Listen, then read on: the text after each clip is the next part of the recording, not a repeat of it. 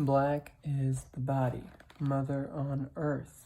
Okay, this chapter, pretty short, 13 pages maybe. And in my opinion, probably the most straightforward chapter. And maybe that will change in the course of this video. But I'm kind of I can die on that hill if I have to. Pretty straightforward. She starts off talking about the story of why she adopted. I think she calls it a miracle. She talks about the infertility problems, talks about going there in general, and the pain in the ass it was to try to get there and make it happen, and all the obstacles that stood in the way, and the mystery, and the eventually being able to get those kids. And then she takes us through the aspects of what it's like to raise them and what it's like to struggle with the identity and the relationship she has with them. She even takes us to a story at the end too, where she talks about traveling with them and other people encountering them. And this is after talking about where she's from, how adoption sounds to her, and then we also get some backstory on what adoption meant for her growing up, and what it meant for her family, her relationship with her family, and just the girl's relationship in general with their mother, their biological mother, and their mother on earth, right? And that title, Mother on Earth, is kind of funny, because when they say mother on earth, I instantly think, oh, well, that doesn't really work, right? There's two mothers on the earth, right? But I think more so it's like a point of authority, like saying, well, I'm your mother here, right? It's kind of like you live under my roof, right? And but then it's later revealed that the biological mother's dead, and so that kind of gives it a second meaning that's a bit more serious. That's like, I'm the mother, I'm the trustee. She even says, I'm put in charge of taking care of you guys because the biological mother was deceased. And I think that kind of ties it into something a little more beautiful than the process of adoption, because the process of adoption is already, as she said, it's the work of God, right? It's like a zebra, something so crazy. My cousin was adopted from the Ukraine, and I guess that term in and of itself, my cousin was adopted from Ukraine, right? Like, you can argue that and be like, well, he's not your cousin, but he's been family, and he's always been family. And I remember when he came here, and he was family then. And it's kind of the whole adoption thing, because both of them, his sisters, adopted too, but you would never really know, except for maybe the skin tone. But there's no difference. The behaviors are all there. Like, the behaviors are right there of their parents. Even somehow a physical appearance has shown up too. They've somehow developed the same look and the same behaviors and the same ideas.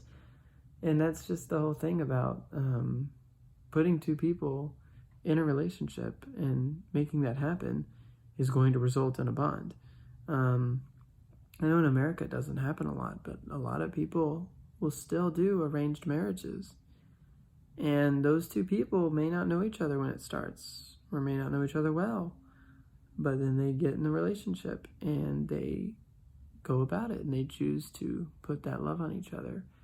And I think in the same way, that's adoption. It's like, if you find two people that were arranged, their love in their marriage is no different than, a chance encounter in a romantic setting like that. It's that love and that relationship still real. So Emily Bernard does a good job of explaining that to us. She doesn't use the marriage idea, but that was kind of something that came into my mind. Interpret. Yeah, those are kind of my thoughts on adoption. I think it is wonderful. I think parenting and having a child is just another way of a relationship. I think it's something I look forward to, something that honestly can be timid at times. It is a relationship where, I mean, it is service to the max, you know. You're supposed to serve your loved one already, but to be a parent, just must be a much more amazing relationship in a different way. So that's all I really feel like I have grounds to interpret there. Evaluate, I think it hit the hammer on the nail.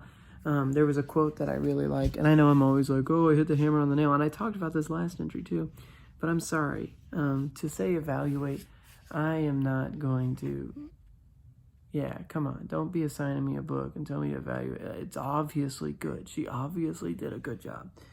All right, I'm not going to get caught up on that. She did one quote that I liked that says, with all my might, I assured her through my skin, and you belong with me. And it's such a romantic thing to like say that you've assured someone through your skin, words, right? But there are ways to assure people through your skin and to tell them something through their skin. And that's kind of something magical about that relationship, right?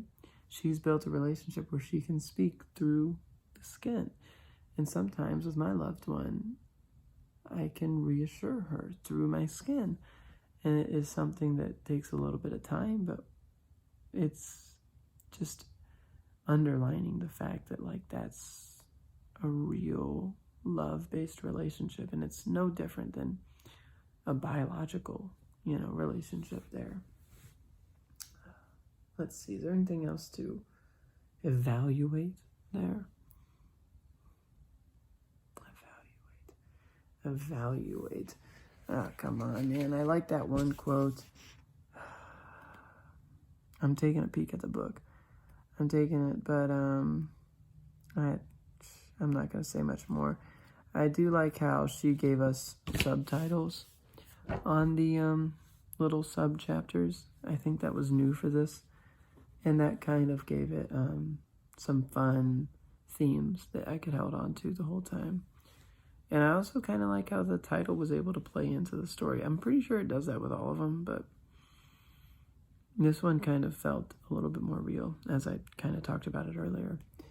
Now, T, I understand now, stands for critiques. Okay, I can see that, but you can see how I thought it meant themes and takeaways for a while. That's what T, critique. We should call it the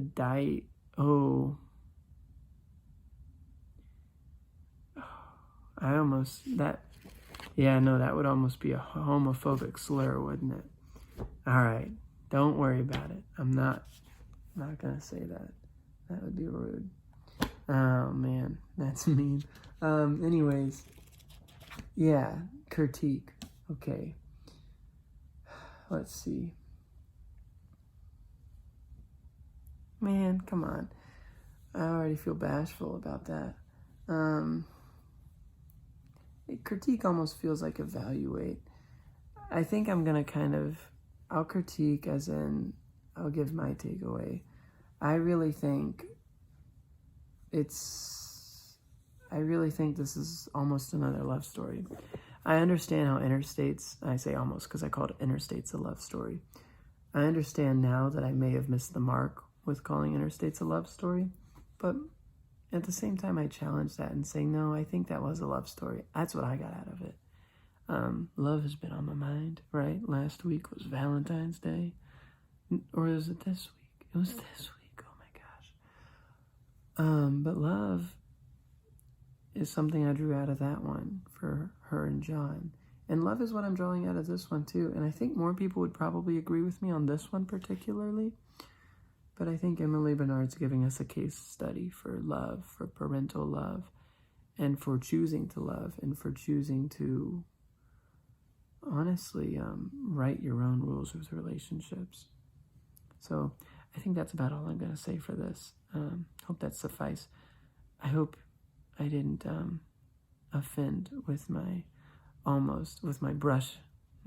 run-in with a word that I know is hurtful to a lot of different people. So, yeah, sorry about that.